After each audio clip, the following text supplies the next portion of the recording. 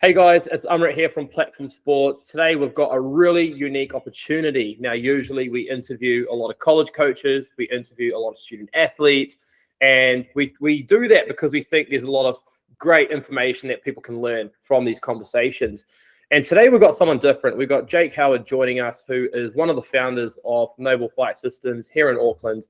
And it is a kickboxing gym. They teach a lot of different levels, and they also teach a lot of different ages as well. Jake, how you doing? Hey, I'm good. How are you?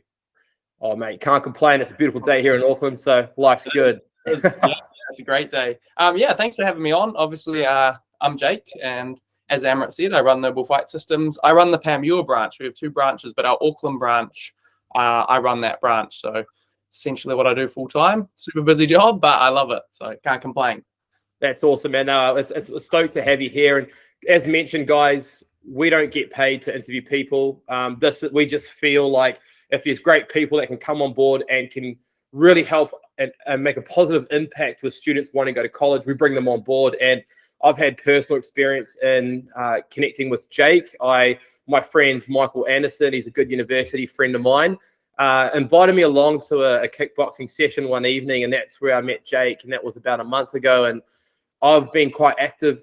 My sport is tennis. I grew up playing a lot of tennis as a young man, and I think that learning something like kickboxing could have definitely have changed the way I am athletically. It would have helped me develop some fundamental skills. So, Jake, let's start from the beginning. What made you want to start Noble Fight Systems? Well, look, it's a long story. It's actually quite a complicated story to how we started. I wasn't actually technically, you introduced me as a founder, and my bad. I'm not actually technically a founder. However, I was a coach at the start of Noble Fight Systems. Then certain situations happened where I took some ownership, and there's two of us now. But I came on board Noble Fight Systems in the first place. I'd obviously trained for a few years, and I was coaching at another gym. And my partner came to me with an opportunity, and I had to take it. But when I saw what they were doing, I loved it.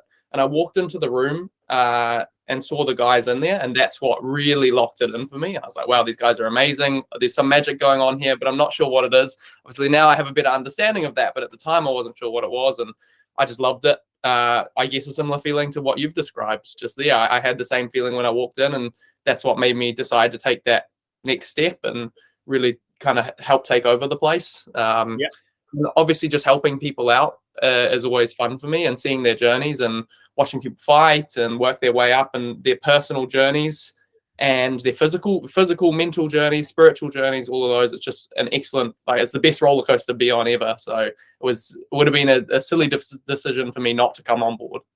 Absolutely. And I've got to tell you, I've trained a lot in my lifetime. I've been with a lot of different gyms and done a lot of different fitness regimes and training plans. And I've never been so gassed before in my life than after one of the sessions with you guys. You push people, which is fantastic, and you keep pushing. And what I really liked is at your gym, because when you're training by yourself, whether you're a tennis player or a golf athlete or a swimmer, even basketball, even if they're team-based sports, you're doing a lot of work by yourself. But what you do with Noble Fight Systems that I found personally is that when I went to the gym, everyone came in, they were super lovely. And I sort of was a bit nervous coming into that gym. I walked in, I didn't know who anyone was apart from my friend, Mike.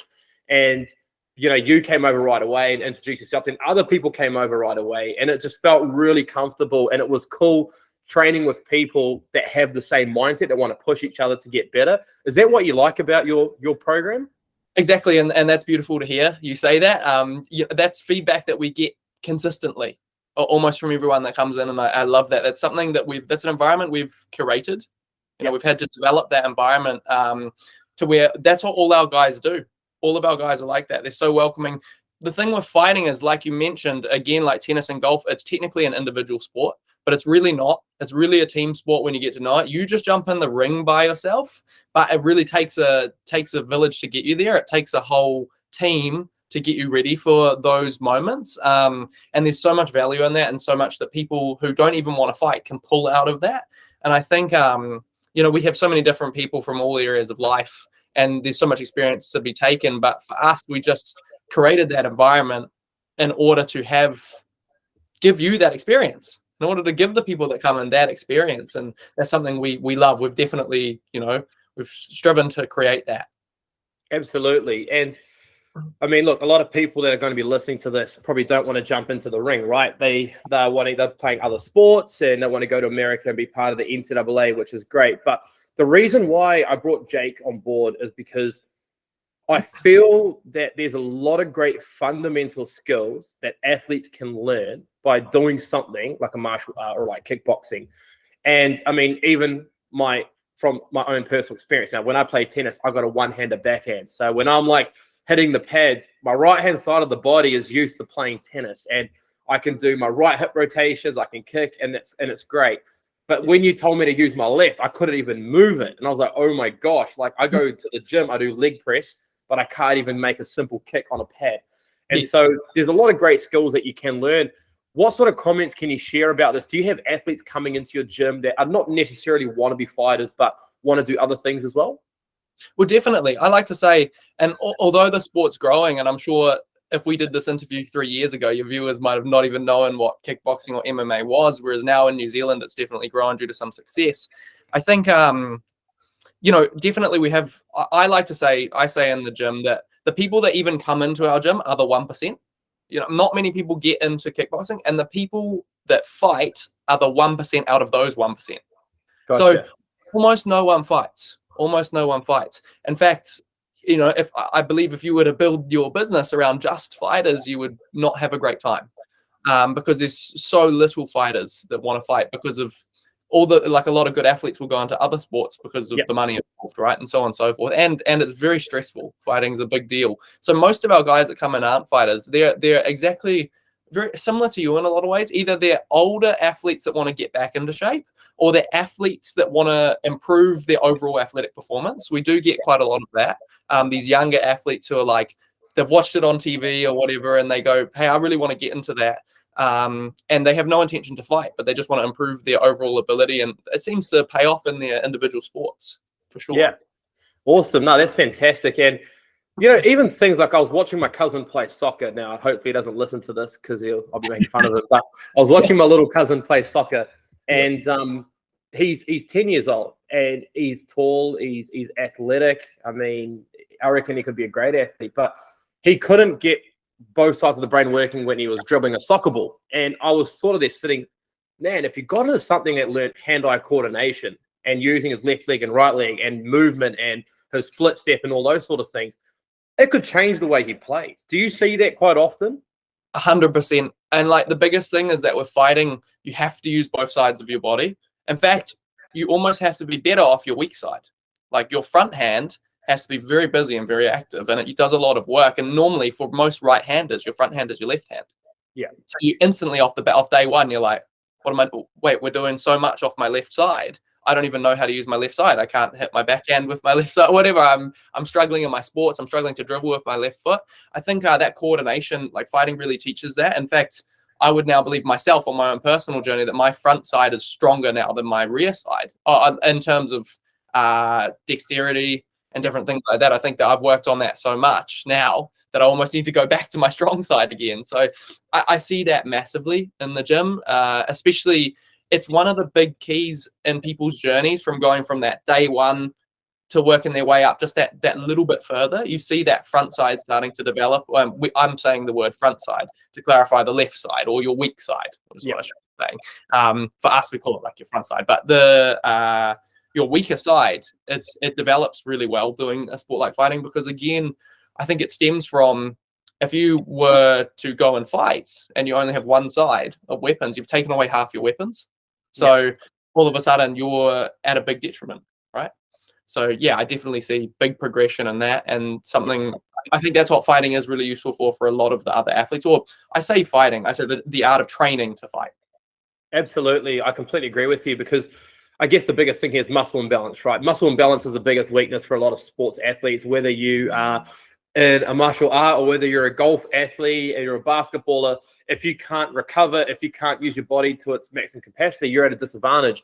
And you see so many professional athletes spending millions of dollars in trying to work towards making themselves the perfect athlete. I mean, look at Novak Djokovic, tennis player.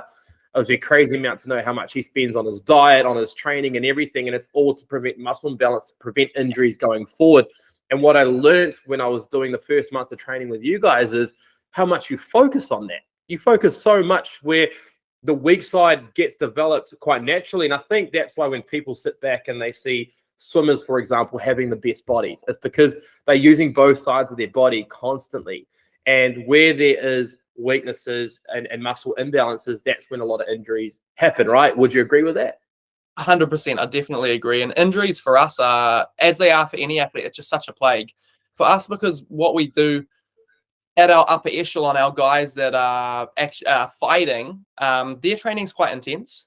And some of these guys are like in intense training year round, right? They don't get any breaks, or if they do, it's a small break, right? So some of these guys that really want to level up quite high are training hard all the time. And for us, injuries just ruin that. Currently we're working on actually bringing in a club physio in, so we can have a physio to do a session every week with each of our guys to help them. But we do have to be really careful of that. But you are right with we do help with those muscle imbalances just in the training.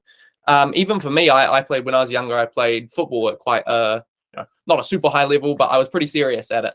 And I remember when I was young, I must have been 12 or 13, I had a horrible groin injury, just because all the stabilizers in that hip area were so weak. And we're fighting, it's never been an issue like ever again, because everything in there gets so strong through the actual movements and the motions we're doing. I'd strongly recommend anyone with, even though it sounds counterintuitive, again, I'm not a physio or a doctor, but in my opinion, anyone with those, especially with those hip imbalances and those stabilizer issues and groin injuries, it sounds like kicking would be bad, and doing this wouldn't complement it. But in my opinion, it makes you so strong through those areas and so dexterous, and it's just so beneficial across any athletic pursuit. Absolutely. And my dad is arguably one of the best biomechanic tennis coaches in New Zealand, and he understands weight distribution, right? So as a young man, I used to spend hours on the tennis court with him, just feeding me tennis balls, just doing something so small where you're loading on the left leg and then loading on the right leg and releasing, right? Yeah. And a lot of people haven't learned that. They just think that in their sport, they just got to go and compete really hard, but they don't develop those fundamental skills.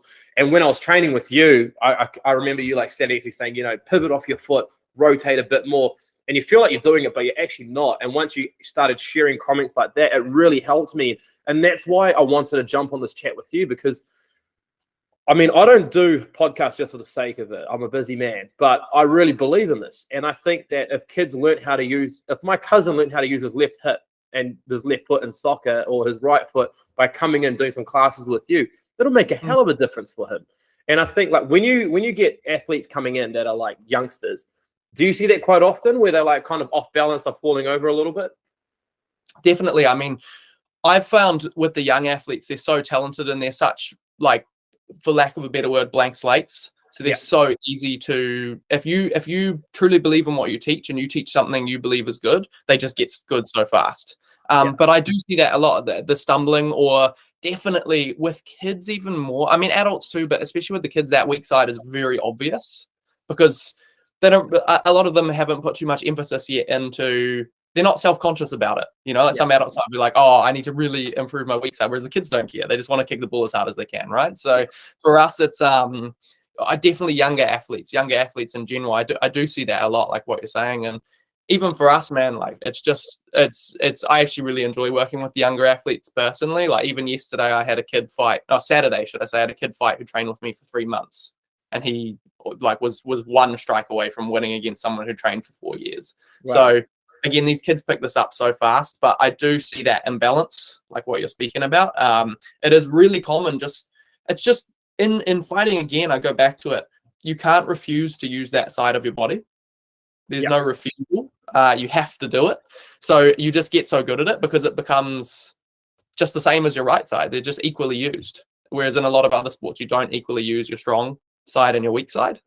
Yeah, 100%. And look, I was thinking about it this morning when I was going to get a coffee. I knew that we were going to chat today, and I was thinking like, what benefits I've felt personally with doing something like kickboxing. But then I started reading online, and I got some stuff here on my phone, and we've got people saying, it builds confidence, it promotes physical activity, it teaches self-discipline, learning self-defense, sharpens mind and increases focus, encourages, conflict resolution, instills a sense of respect, boosts social skills, teaches perseverance. These are everything that American college coach would like. They would like someone that's got discipline, that understands authority, listens to instructions and focuses on one task at a time.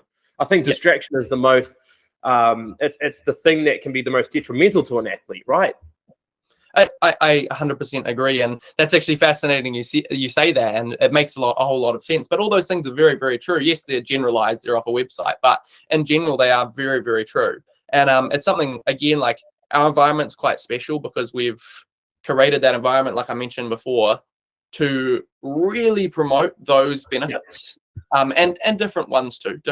But on the performance level, from a purely performance standpoint as well, like that's something we've really worked on focusing on, because a lot of gyms, they don't put the quite the right amount of love into that, and obviously it naturally happens. Like learning how to kickbox or grapple or anything is obviously beneficial in a lot of different ways, and naturally you get benefits. But we've tried to, if you think about them, we've tried to take those natural levels and just boost them up, like do something in order to lift those up even higher, instead of just letting it kind of run wild and hope it happens.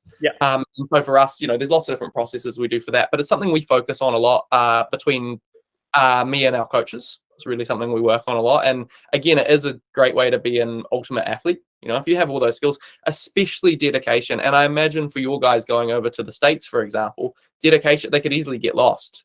I have mates I know that went over and they got lost, but there's a lot of distractions available to you when you go on a trip like that, I'm guessing. And so, yeah, really, we do teach a lot of that, and that dedication. I like to think that martial arts is like one of the sports where it teaches you the most dedication, and you have to be dedicated to get good at it. There's just, as with any sport. 100%. And this is going to take into, my next thing I'm going to talk about now. I guess there's two components to this, right? There's a physical activity, but then there's also the mental component of it as well. How would you balance that? Would you say that kickboxing is sort of like 30% or 40% physical and then 60 or 70% mental? I'd say likely more. I'd say more mental. I'd say closer to 90%. I'd say that when you first come into the gym, physical is really important, right? And physicality is super important, but you can always master techniques further and master positions. But for us, it's like once you have a pretty thorough understanding, which doesn't take 10 years, right? For most people, sometimes it does. But once you get a good thorough understanding, it's then all mental. The thing with fighting is, like, we like to say we break what we do into two components, and this is quite technical, but we break them into mechanical techniques and then more conceptual knowledge, right? And so the mechanical techniques is like how you throw your punches correctly, how you throw your kicks, so on and so forth, right? How you move.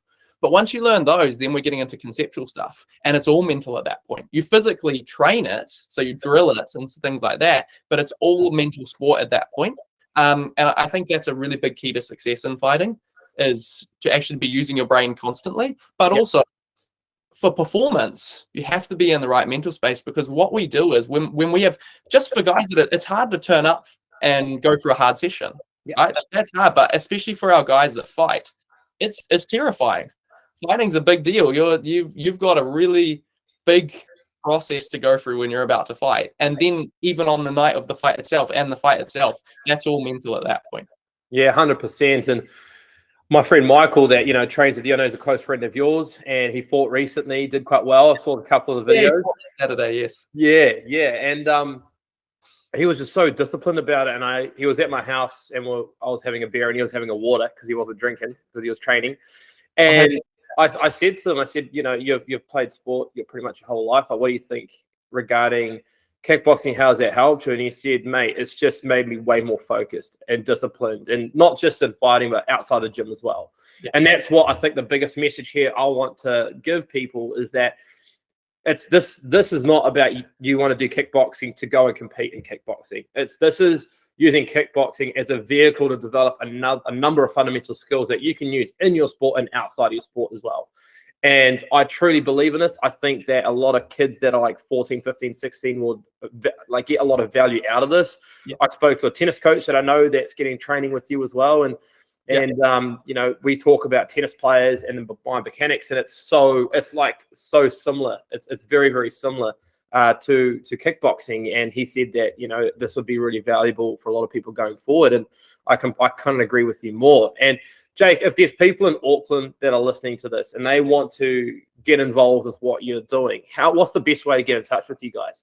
Look, the easiest way would be to message us through our Facebook page, or any of the social medias. Again, if you head to our website, there's also our contact details in terms of numbers if you want to call us and have a chat first. But the easiest way would be at Noble Fight Systems on Instagram or Facebook.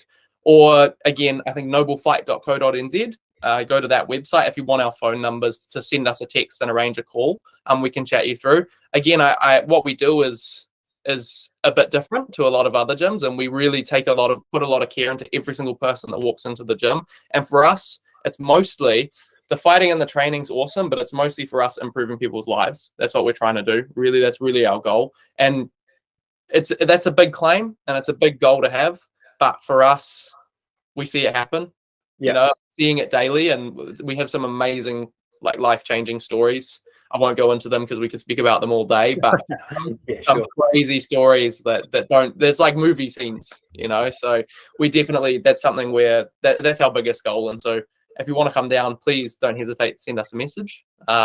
We'd love to have you there. A lot of places, when someone new walks in the room, it's really intimidating and people try and intimidate them. For us, we just love growing our family. So every time a new person comes in, everyone comes over and welcome to the family. It's a really special moment. So again, hit us up on Facebook, Instagram, or again, go through the website.